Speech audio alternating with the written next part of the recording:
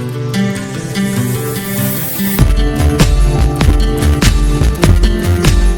everyone, I'm Eman Khan and welcome to Law Ed by Eman. So अभी हमारा चल रहा है लॉ ऑफ टॉर्ट्स और आज का हमारा टॉपिक है नेग्लिजेंस. तो लेट्स बिगिन. नेग्लिजेंस बेसिकली क्या होता है? एक ब्रीच ऑफ ड्यूटी होती है बाय द डिफेंडेंट जिसकी वजह से प्लेंटिफ को कुछ डैमेज हुआ है. ना ये जो ब्रीच ऑफ ड्यूटी होती है ये कोई मॉरल या सोशल ड्यूटी नहीं बल्कि एक लीगल ड्यूटी होती है. यस, अगर हम डेफिनेशन पे जाएं, in the case of Jacob Mathews versus state of Punjab, इस केस में एपेक्स कोर्ट ने ये कहा था कि जो नेग्लिजेंस होता है वो ब्रीच ऑफ ड्यूटी होती है. ब्रीच ऑफ ड्यूटी किस तरह की? दो तरह से हो सकती है, या तो ये ओमिशन होगा या तो ये कमीशन होगा. ओमिशन उस चीज का जो कि एक रीजनेबल प्रूडेंट मैन को उन कंसिडरेशन में उन सिचुएशन में करना चाहिए था, या कमीशन होगा उस एक्ट का जो कि प्रूडेंट मैन को नहीं करना चाहिए था. तो इस डेफिनेशन से हमारे तीन एसेंशियल्स निकल के आते हैं. पहला हो गया legal duty of the defendant towards the particular plaintiff. दूसरा उस लीगल ड्यूटी का ब्रीच. तीसरा उस ब्रीच की वजह से हुआ प्लेंटिफ को damage. As simple as that. Now let's move on to the first essential, that is duty of care. जैसे मैंने पहले मेंशन किया है कि ये जो ड्यूटी है ये मॉरल या सोशल नहीं है, ये है एक लीगल ड्यूटी. ऑलराइट, एक लीगल ड्यूटी है डिफेंडेंट की प्लेंटिफ की तरफ ऑफ ड्यू केयर. तो इस पर्टिकुलर टॉर्ट को एस्टैब्लिश करने के लिए प्लेंटिफ को ये प्रूव करना होगा कि डिफेंडेंट की उसकी तरफ एक ड्यूटी थी, एक स्पेसिफिक लीगल ड्यूटी थी ऑफ केयर जिसका उसने ब्रीच किया है. किसने? डिफेंडेंट ने. नाउ ये जो ड्यूटी होती है डिपेंड करती है रीजनेबल फोर्सिबिलिटी पे. मतलब अगर एक पर्टिकुलर डिफेंडेंट ये फोर्स ही कर सकता है कि इस उसके एक्ट की वजह से या ओमिशन की वजह से प्लेंटिफ को नुकसान हो सकता था, तो फिर वो उस पर्टिकुलर ब्रीच के लिए, उस ब्रीच से होने वाले डैमेज के लिए लायबल होगा. इसमें एक बहुत ही लैंडमार्क केस है डोनेग्यू वर्सेस स्टीवेंसन का. ये केस है 1932 का. सो ए ने एक जिंजर बियर बॉटल खरीदी रिटेलर से फॉर द अपेलेंट जो कि उसकी लेडी फ्रेंड थी. अपेलेंट ने कंटेंट जो था एक ग्लास में डाला and consume the same. Remaining content जब उसने ग्लास में फिर से डाला तो she found a dead snail floating on the top. देखिए, yes, it was alleged कि जो plaintiff था, that plaintiff seriously suffered in her health उस पर्टिकुलर ड्रिंक की वजह से, क्योंकि वो कंटेमिनेटेड हो चुका था. yes, that particular plaintiff brought an action against the manufacturer for damage. Manufacturer के डिफेंसेस में से एक डिफेंस ये था कि उनकी कोई लीगल ड्यूटी नहीं थी प्लेंटिफ की तरफ. तो the house of Lord held कि जो मैन्युफैक्चरर थे उनकी ड्यूटी थी of care, of due care towards that plaintiff, और उनकी ड्यूटी थी ये देखना कि उस पर्टिकुलर बॉटल में कोई ऑब्नॉक्शियस मैटर, कोई भी खतरनाक चीज ना हो.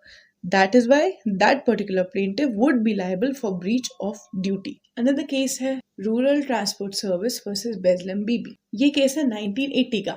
अगर हम ब्रीफ में इस केस को समझें तो जो हमारा विक्टिम था वो एक ओवरलोडेड बस में सफर कर रहा था. लोग उस बस के अंदर बैठे थे और बस के रूफ पे भी बैठे थे. जो हमारा विक्टिम था वो बस की रूफ पे बैठा हुआ था.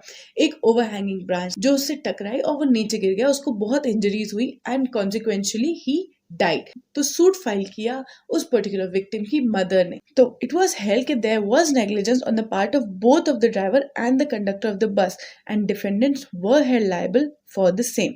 अब ये बात हो गई उस केस की कि जब एक डिफेंडेंट फोर्स ही कर सकता था कि हाँ उसको नुकसान हो सकता था. जैसे लास्ट केस में ही हम देखे बेजलम बीबी के केस में कि कंडक्टर और ड्राइवर दोनों ही ये चीज फोर्स ही कर सकते थे आराम से, कि क्योंकि बस बहुत ज्यादा ओवर क्राउडेड थी, ओवरलोडेड थी और ऊपर भी लोग बैठे थे, तो किसी ना किसी को ओवर हैंगिंग चीज से कुछ लग सकता था. ये नॉर्मल प्रूडेंट इंसान उन कंडीशन में फोर्स ही कर सकता है. बट अब उस कंडीशन का क्या, जो एक पर्टिकुलर डिफेंडेंट फोर्स ही नहीं कर सकता था, देन क्या वो लायबल होगा?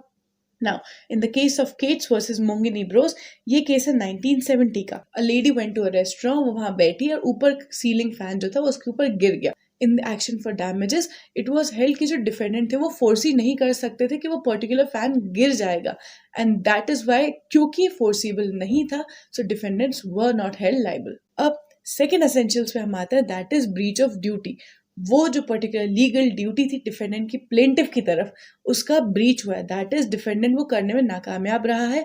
दैट इज वाई प्लेंटिफ को डैमेजेस हुए हैं. ब्रीच ऑफ ड्यूटी मतलब नॉन ऑब्जर्वेंस होता है ड्यू केयर का, जो कि उस पर्टिकुलर सिचुएशन में जरूरत थी ऑब्जर्व करने की. ना अब एक स्टैंडर्ड केयर क्या होता है? स्टैंडर्ड केयर वो होता है जो एक रीजनेबल इंसान उन सर्कमस्टांसेस में करता है। अगर उन सर्कमस्टांसेस में डिफेंडेंट ने एक रीजनेबल प्रूडेंट मैन की तरह एक्ट किया था, then he can not be held liable for negligence. लेकिन अगर आपने एक रीजनेबल इंसान की तरह एक्ट नहीं किया एंड वो केयर आपने नहीं ऑब्जर्व करी जो करना थी, तो उस ब्रीच ऑफ ड्यूटी के लिए आप लायबल होंगे।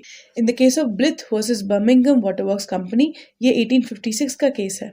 इट वॉज स्टेटेड कि नेग्लिजेंस जो होता है वो ओमिशन होता है टू डू समथिंग जो कि एक reasonable man guided upon those consideration would do, या वो चीज करना जो एक reasonable man in that circumstances would not do.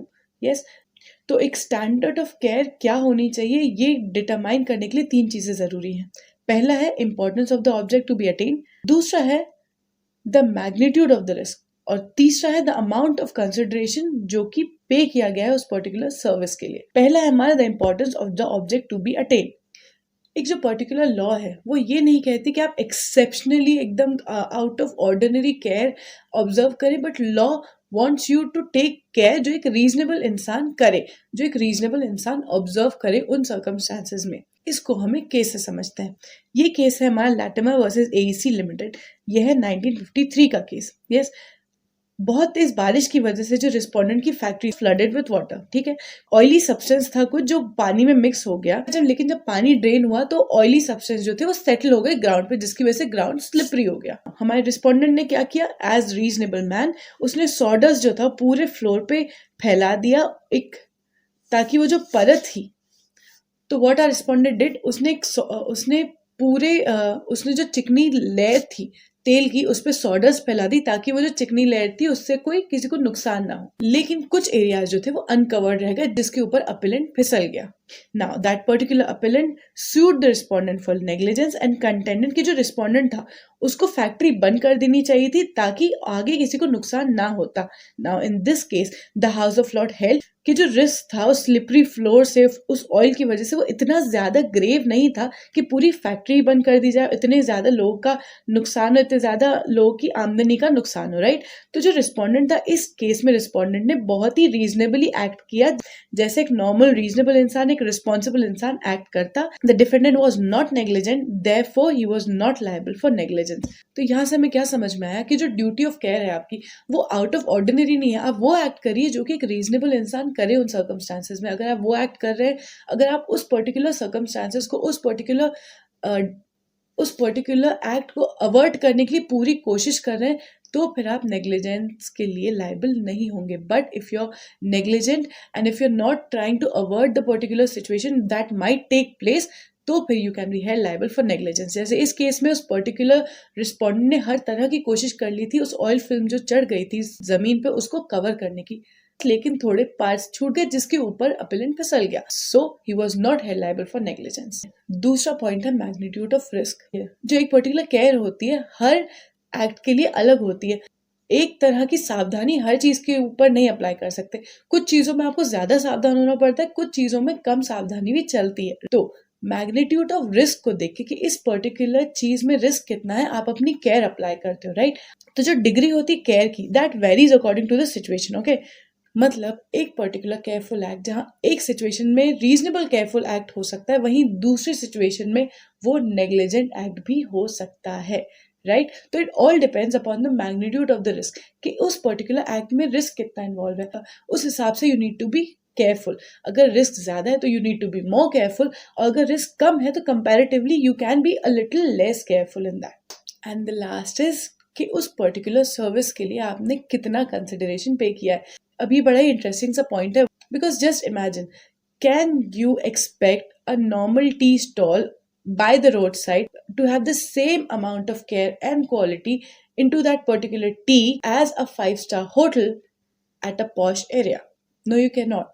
That means जो डिग्री ऑफ केयर होती है डिपेंड करती है आपको किस तरह की सर्विस ऑफर करी गई है बाय द डिफेंडेंट, और आपने उसके लिए क्या कंसिडरेशन पे किया है। मतलब अगर आप एक रोड साइड टी स्टॉल से एक चाय पीते हैं जो कि 5 या 10 रुपए की होगी, हो सकता है वो साफ पानी में ना बन रही हो सकता है उसमें जो पत्ती या जो इंग्रेडिएंट्स यूज करें वो इतने साफ ना हो, but if a person buys that same tea from a 5-star hotel, तो वो ये एक्सपेक्ट कर सकता है कि जो उसको पानी मिलेगा वो प्योरिफाइड होगा, जो इंग्रेडिएंट्स होंगे वो टॉप क्वालिटी के होंगे। तो duty of care also depends upon the consideration that you paid. Now the third and the last essential is damage. That means plaintiff को ये प्रूव करना होगा कि डिफेंडेंट की एक्ट की वजह से ही उसे डैमेजेस हुए हैं. यस, डिफेंडेंट के नेग्लिजेंट एक्ट के डायरेक्ट कॉन्सिक्वेंस होना चाहिए उस पर्टिकुलर प्लेंटिफ के डैमेज. यस, जनरल रूल ये होता है कि जो प्लेंटिफ है उसे प्रूव करना होता है कि जो डिफेंडेंट है वो नेग्लिजेंट था. It was held in the case of Narayan Puno versus Kishore Tanu. यह 1979 का केस. जो बर्डन होता है प्रूफ का कि डिफेंडेंट नेग्लिजेंट था कि नहीं था वो होता है प्लेंटिफ पे. यस, बट अगर एक बार ये प्रूफ हो गया कि डिफेंडेंट नेग्लिजेंट था तो ये डिफेंडेंट के ऊपर होता है प्रूफ करने का कि वो जो पर्टिकुलर एक्ट हुआ है वो इनएविटेबल एक्सीडेंट था या तो कॉन्ट्रीब्यूटरी नेग्लिजेंस की वजह से हुआ. यस, तो हमें जनरल रूल ये समझ में आ गया कि प्लेंटिफ के ऊपर होता है burden of proof to prove कि डिफेंडेंट वाज नेग्लिजेंट, राइट. लेकिन इस चीज का एक्सेप्शन होता है res ipsa loquitur. That means the thing speaks for itself.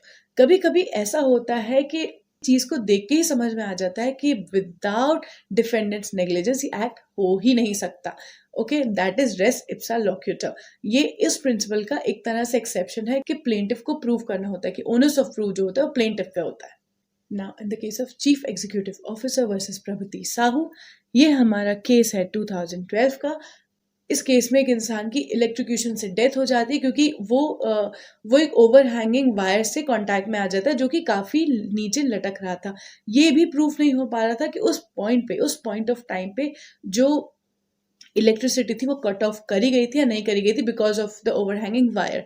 Yes, it was held कि अगर वायर नीचे लटक रहा था और इलेक्ट्रिसिटी कट ऑफ हो गई होती या वायर नीचे लटक ही नहीं रहा होता तो ये पर्टिकुलर एक्ट नहीं होता. Fail to keep that particular wire on a safe distance, or if it was hanging, he failed to cut off the electricity. So the doctrine of res ipsa loquitur was held applicable in this case. So this was negligence, where we covered the brief of negligence and the 3 essentials. For my next video, stay tuned. Till then, good luck. Bye.